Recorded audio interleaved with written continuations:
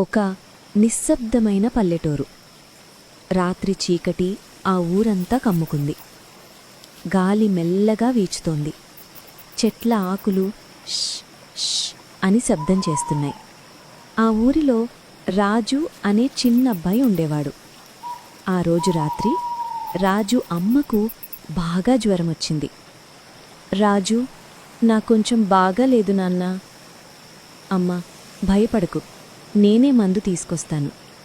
రాజు చిన్న దీపం చేతిలో పట్టుకున్నాడు.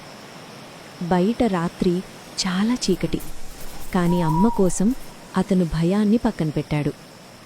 షార్ట్కట్ దారి. అది అడవిలా ఉన్న చీకటి దారి. ఎవ్వరూ ఆ దారిలో రాత్రి వెళ్లరు. ఆ దారి చివర పాత మామిడి చెట్టు. అక్కడ దయ్యముంటుంది అని ఊరంతా చెబుతుంది. అప్పుడే చెట్టు దగ్గర ఒక నీడ కదిలింది. తెల్ల చీర, పొడవైన నల్ల జుట్టు. గాలి బలంగా వీచింది. జుట్టు కదిలింది. అందులోంచి 2 పెద్ద కళ్ళు మెరిశాయి. ఆమె చేతులు మెల్లగా పైకి లేచాయి.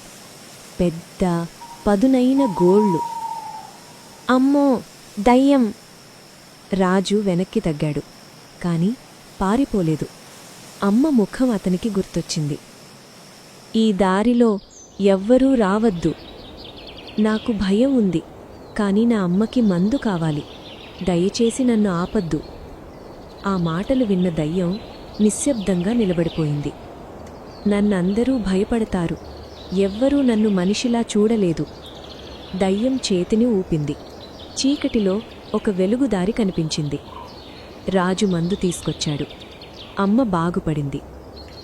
ఆ దయ్యం ఇక ఎవ్వరినీ హాని చేయలేదు. ధైర్యం ఉంటే భయంకరమైన దయ్యం కూడా మారుతుంది.